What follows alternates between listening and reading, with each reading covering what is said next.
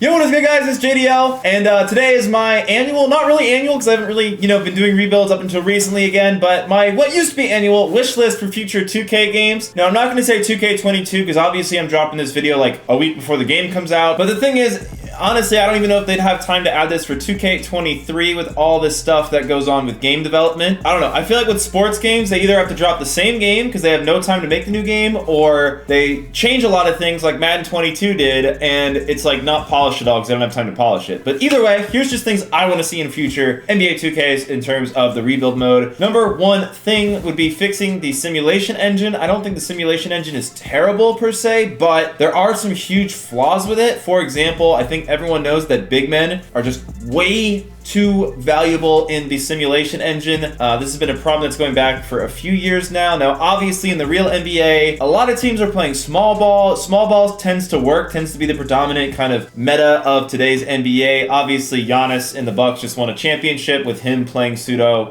big man.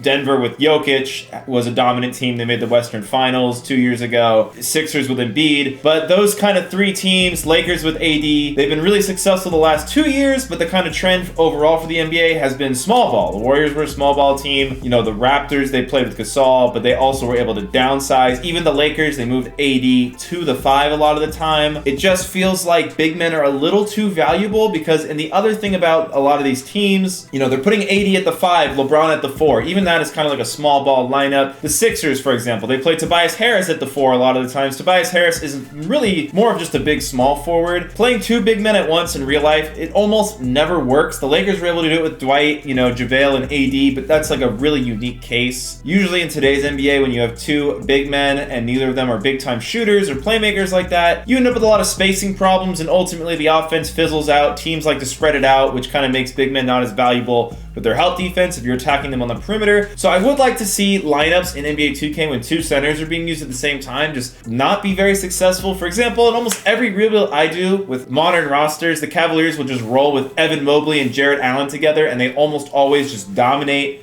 That's just not realistic. Evan Mobley is 100% going to be playing the 5-man role when he's on the championship contending type team. I don't know. There are some big men. They're kind of changing the NBA landscape back to how it was previously. Jokic, Giannis, AD, Embiid, but most of the NBA, 26 other teams, small ball is the name of the game. I think all of us think Brooklyn would have probably destroyed Milwaukee if all their stars were healthy. Don't think that's controversial to say. So I would just like to say, I think they just need to nerf kind of like these two center lineups that CPU rolls with it. If you roll with it on your team, you're going to win a ton of regular season games. It's just not very realistic. I think it should hamper your offense. Speaking of offense, the next thing I don't like with the simulation engine, which I guess is kind of related, is the system proficiency. It's in the game. I have never looked at it. 2K just, I don't know, the way I've played these rebuild videos a lot is I just like, oh, this guy has a high overall, I'll grab him. It doesn't really seem like the way players fit together matters that much. System proficiency doesn't seem to matter. I tend to build my teams as these kind of more slow, methodical teams, and I even play like slow tempo in the game plan settings or average tempo, but I'll hire D'Antonio as my coach every time, and it doesn't seem to matter. So I don't know if system proficiency just needs to be overhauled. Honestly, it might be kind of annoying if they made it too important, so maybe it's a good thing that it's not important at all, but right now it's like in the game, but it doesn't seem important, so I'm not really sure what purpose it serves. I'd rather it do something, I guess. I don't know. Again, these are things that they're in the game, right? There's thought put into it, but it just doesn't seem like it matters. And then this is totally anecdotal, this final one. I could be off base here. Maybe it's because I've been doing rebuilds for years and I just kind of have a good feel for the game at this point, but in this year's 2K, at least 2K21, since I've come back to it, it seems like your team has better odds to win. I don't know. I feel like a lot of the time I get the 1 seed or the 2 seed with teams that I just feel like aren't quite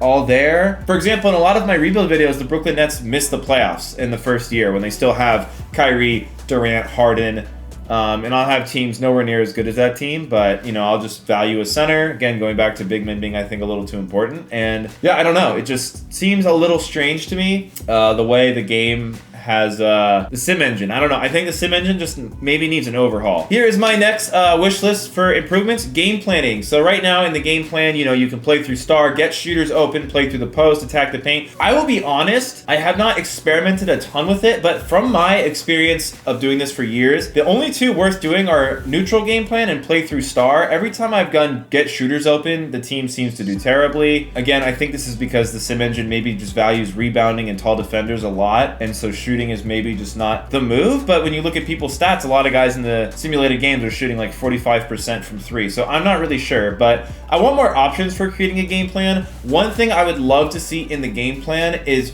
focus on attacking another team's player. So for example, if you watch the Cavaliers when they had LeBron, or even the Lakers when they had LeBron, a lot of times what their offense is just pick and switch, right? LeBron sees whoever's the worst defender on the other team, Cavaliers run a pick and switch, now LeBron's being guarded by that worst player, Cavs isolate, either LeBron gets a good shot in isolation, he gets a double team, he kicks it out, or he forces the issue, kicks it out. When I switch to play through star, that's kind of how I imagine the team playing. So if I'm playing the Mavericks, right, I want to be able to just say, not just say play through Luka. I want to say like, okay, if I'm playing the Hawks, I want to run pick and switch with my point guard to get Trae Young isolated on Luka over and over again. That's how I want my team to play. Or if I'm playing against the Bucks, right, maybe I want to try to attack Brook Lopez in like a spread pick and roll because the Bucks like to run a drop coverage, and Luka Doncic would be great at attacking the mid range if they're going to do that. And if Brook's going to play up, you could blow by him. Obviously, these are all things that are part of the gameplay, but they're not options for your game planning in the sim engine, which I think for the playoff series, it's like the only time I ever do the game plans, but I don't know, I would just love to see more depth there. I'd like if the game made you adjust. Let's say you're down 2-0 in a playoff series. I wish like the scout report would say more than like, give less minutes to blank or give more minutes to who. I wish it said like, you're surrendering X amount of points from, pick and pop plays between these two players, and you have to adjust accordingly. Because right now, like, you can go through your game plan settings. I genuinely cannot tell you if that affects the simulation, or that's only when you hop in the game against those teams. But yeah, I just want the game planning to be a little bit more intense. I'd like to see the game planning matter a bit more. I'd like to see the computer adjust its game plan to you. Maybe it does. It doesn't feel like it, but maybe it does. I don't know. I actually don't know, but yeah, I would love game planning to be a little bit more dynamic. So playoff series are a bit more interesting, because a lot of the times when I do these like kind of playoff games, I kind of just look to see, all right, do I have a better center? Do I have relatively the same amount of the perimeter players? And then usually I can kind of just tell from there how it's going to go. So yeah, I wish game planning was a bit more important for the sim engine, especially in the playoff series. Maybe for the regular season, I don't think it matters. This is a small gripe I have, but it's not too big. But in the rebuild mode, the regular season seems really trivial. It seems really pointless. It's just all about seeding or drafting for tanking. But I mean, you could say that's how the NBA has kind of gone in general anyway, so I guess it's not a huge gripe. I just kind of wish from the video game perspective it was a little bit more engaging, instead of just like, okay, let's get through the regular season, see what seed we get, and either get our draft pick or go to the playoffs. I don't know. I guess, that's how the NBA is kind of gone. Like, teams don't really seem to value the regular season as much, but I don't know. At least for the video game side of it, I would love to see something with the regular season. I don't know what to do.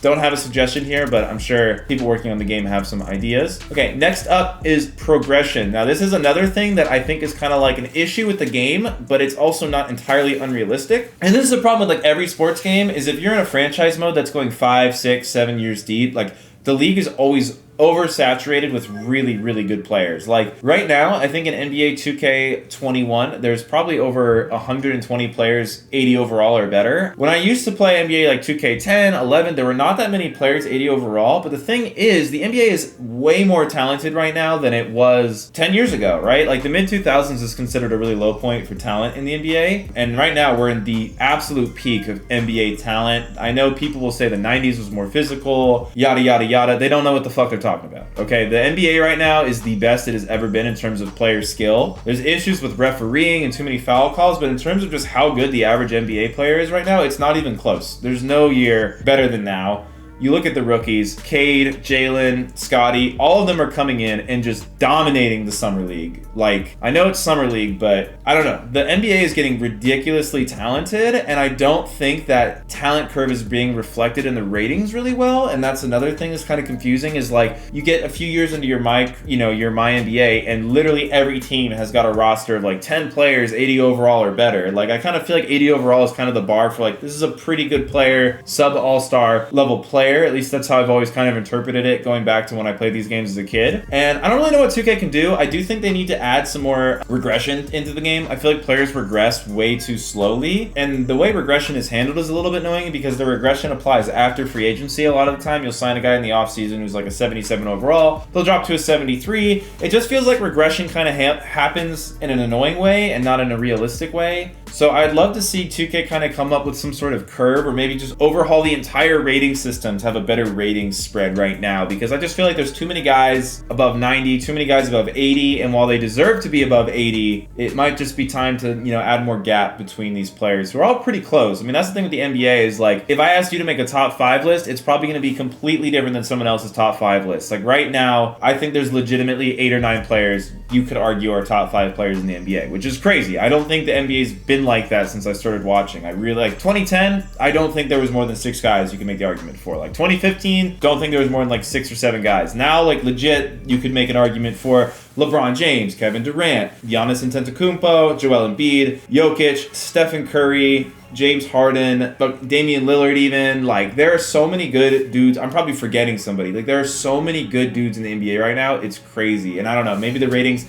I would just like to see some sort of ratings curve maybe, or even an ability to kind of customize the way the league will kind of progress so there's a certain distribution of different ratings, just because, I don't know, the way it goes now, it's like, it both feels unrealistic that there's so many good players in the game, but it also is kind of realistic because that actually is where basketball's going. So it's one of those things where for the video game purpose, I don't know, maybe realism needs to be sacrificed in some areas and added to others, but to me, like, I don't know, that's just been a personal gripe for a while. So I just wish something with regression and progression was just slowed down. A lot of times in my old rebuilds, I had my progression set to 45 and my regression set to 55, but I'm not sure what the best setting is, to be honest. But another thing I want to talk about with this whole rookies regression is every time you do a draft class or download a user draft class that has like, do you want that unpredictability? Does that do anything? I don't think that does anything. Every time I've ever done a rebuild, Cade Cunningham just is a beast, right? You know, so I would like to see that option actually add some unpredictability. I tried to edit that rookie draft class everyone downloads on PS5 just to check out like kind of the potential they set the rookies to and stuff. And like, I noticed there's a bust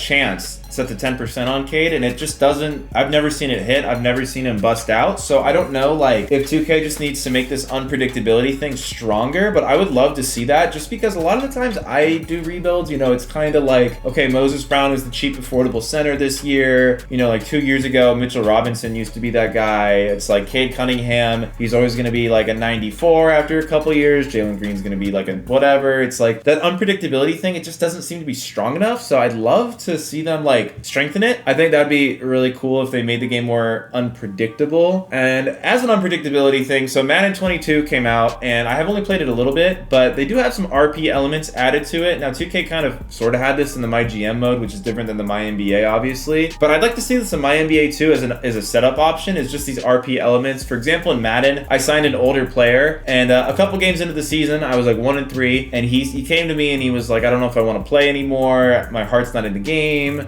I want to retire.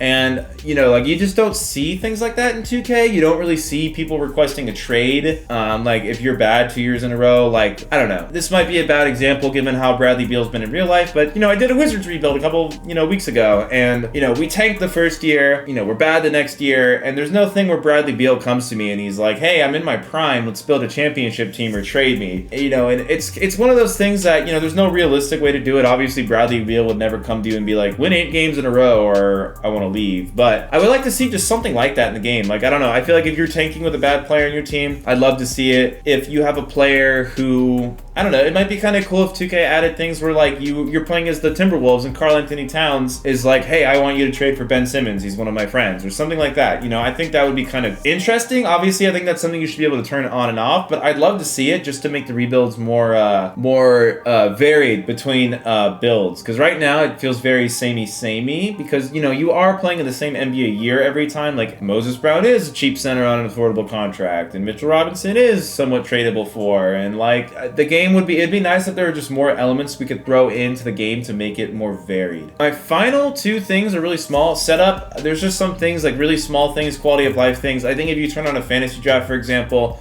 it should automatically turn off previous traded draft picks. That's just a small thing. Obviously, you can do it yourself. I just think that's something that should be automatic with certain options. certain setup options like that, I think would be really cool. In performance, the game just crashes a little too much, especially when you're interacting with user-made content. So when I did my YouTubers Choose My lineup, the game literally couldn't load the Detroit Lions team that I had downloaded for my branding. In the past, I've downloaded people's scenarios for the off season, like when the free agency started this summer, I would download someone's scenario and the game could not load the regular season. It would crash every time. And it's really difficult to diagnose why the game is crashing. A lot of times, if you try to push the game to its limits, so like a couple of years ago, I used to always do those videos like, what's the most rebounds in a game I can get someone to average? Those videos almost always crash the game. I haven't tried to do one of those in 2K21, but at least in 2K19, 18, 17, those would just crash the game. I have a feeling that's probably what still happens given what everything else. So I just love to see the performance of the engine a little bit better. Also, the simulating is slower than it used to be on my PS5s than it used to be on my PS4.